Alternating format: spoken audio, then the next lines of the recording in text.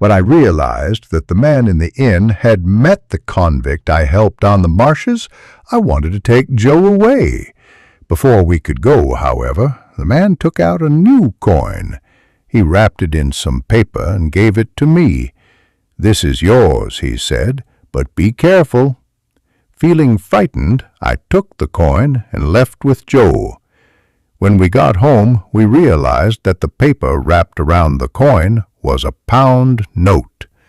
Joe went back to the inn immediately to try to find the man and return his note to him. However, the man had left. Mrs. Joe put the pound note on a shelf where it would be safe, and there it remained. On my next visit to Miss Havisham's house, Estella took me into a gloomy room where 3 ladies and a gentleman were waiting. They were Miss Havisham's relatives, Sarah, Georgiana, Camilla, and Raymond Pocket. They had also come to see her that day. A bell rang far away. Miss Havisham was ready to see me. Holding up her candle, Estella led me through the dark house. "Well, boy," she asked, "am I pretty?" "Yes, you are very pretty." "Why don't you cry?" she asked, looking unkindly at me. "I'll never cry again," I said. Just then we met a large, dark-haired man on the stairs. "Ah, you are a neighbor, I think?" he asked. "Yes, sir," I replied. "Why are you here, boy?" "Miss Havisham asked for me," I explained. "Well, behave yourself. This is not a place for children to play," he said before walking away. I thought that he might be a doctor, and I continued walking up the stairs. I soon found myself in Miss Havisham's room again. Everything was the same as before. "So, are you ready to play?" she asked. "I don't think I am, madam," I replied. "Well, do you want to work, then?" I said that I did, and she told me to wait for her in the dining room opposite. When I entered the dark room, I could see a long table laid with a tablecloth and plates, prepared for a wedding celebration. But now it was dusty and covered with spiders' webs. The room looked like it had been exactly the same for many years. There were spiders and mice everywhere. I was looking round the room and watching the spiders when Miss Havisham came quietly into the room behind me. "What do you think that is?" asked Miss Havisham, pointing at a tall shape in the center of the table. I went closer. "It's a cake, Pip, a wedding cake. Mine," she went on, "and now walk with me." She asked me to walk with her round the room, which we did for some minutes, until Estella and the Pockets came in. They asked about Miss Havisham's health and wished her a happy birthday, but she sent them away.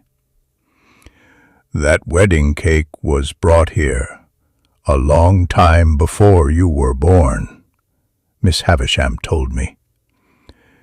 "And everything is still here." She stood for a long time looking at the table. Then we returned to her dressing room, and Miss Havisham told Estella and me to play. So we sat down to play games in her dressing room, but this time Estella refused to speak to me. Finally, Miss Havisham asked me to return in a few days and allowed me to leave. Estella led me out of the house, again put my food and drink on the ground, and shut the door. Alone in the garden, I was surprised to see another boy looking at me out of a window. He disappeared into the house and then came out into the garden to speak to me. He had very pale skin and short, fair hair, so in my mind I called him the pale young gentleman. "Hello, who let you in?" he asked. "Estella," I replied. "Come and fight, then," he said, preparing to hit me.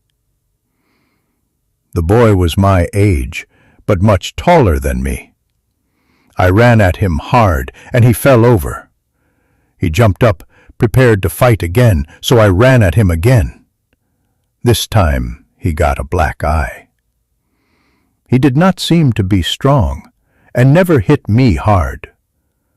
The fight continued for several minutes, until the boy was on his knees, saying, "You have won." He was so brave that I felt sorry for him. "Can I help?" I asked. "No, thank you. Goodbye," he answered. I knew that it was time to leave.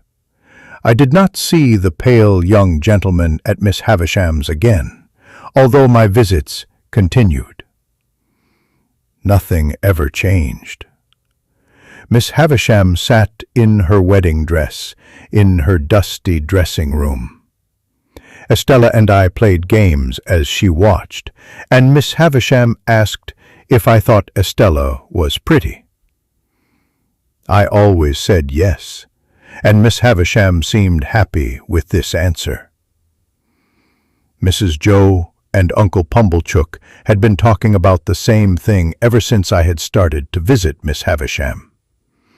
They were sure that she wanted to give me all her money, and they wanted my visits to continue.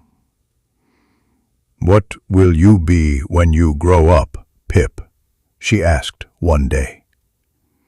"I am going to become Joe's apprentice and learn to be a blacksmith," I said. "Then tell Joe to come here at once," she replied. When Joe came with me on my next visit, Miss Havisham gave him a large bag of money. "Pip will become your apprentice now," she said. "He is a good boy, and this is his reward. The money is to pay for his apprenticeship, but that's your lot. This is all you will get from me, Mr. Gargery." "Shall I visit you again, Miss Havisham?" I asked. "No," she replied.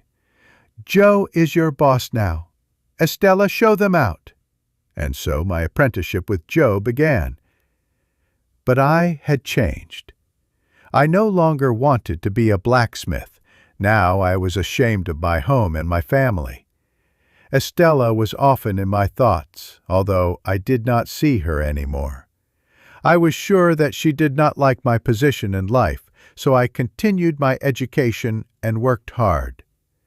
This was largely thanks to Biddy, who gave me lessons and taught me as much as she knew. Although she was older than me, Biddy was my friend. About a year after my apprenticeship with Joe had begun, I asked Joe for an afternoon's holiday so that I could visit Miss Havisham and thank her for helping me. When Orlick, Joe's workman, heard that I was going, he was very angry. He did not think it was right that I should have an afternoon's holiday, while he could not have one too. I did not like Orlick. He was large and slow, and he often tried to make my life difficult at work. An argument began between Orlick and Mrs. Joe, who wanted me to see Miss Havisham again. In the end, Joe had to stop them. But there was something strange about Orlick, but I could not put my finger on what it was.